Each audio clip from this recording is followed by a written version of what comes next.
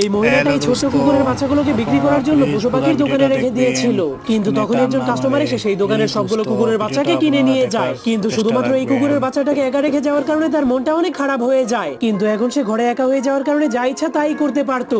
এরপর একদিন সে যখন তার মালিকের সাথে বাইরে ঘুরতে গিয়েছিল, ঠিক তখনই একটা সাইকেলওয়ালা বাচ্চা এসে ভুল করে তার লেজের উপর দিয়ে সাইকেল চালিয়ে দেয়। এজন্য সে এরপর থেকে কোনো কিছুর চাকা দেখলেই অনেক ভয় পেয়ে যেত। কিন্তু এখন সে তার লেজের প্রচন্ড ব্যথার কারণে ঠিকমতো কোনো খেলাধুলাও করতে পারে না। কিন্তু এর কয়েক মাস পর তার লেজটা পুরোপুরি ঠিক হয়ে যায়। এর কয়েক বছর পর সে বাচ্চা থেকে অনেক বড় হয়ে যায়। এজন্য তার মালিক তাকে ভালো কাজ শেখানোর জন্য কুকুরদের স্কুলে নিয়ে ভর্তি করিয়ে দেয়। কিন্তু সেখানে গিয়ে সে শুরুর দিকে অনেক ভুল করলেও কয়েকদিন পর সে অনেক কিছু শিখে যায়। কিন্তু একদিন তাকে একটা রুমের মধ্যে তার নতুন মালিক খোঁজার জন্য ছেড়ে দেওয়া হয়। সেখানে সে একটা মেয়েকে দেখতে পায়, কিন্তু তখনই সে দেখতে পায় সেই মেয়েটা একটা হুইল চেয়ারে বসে আছে। কিন্তু কুকুরটা চাকা দেখলেই অনেক ভয় পেত।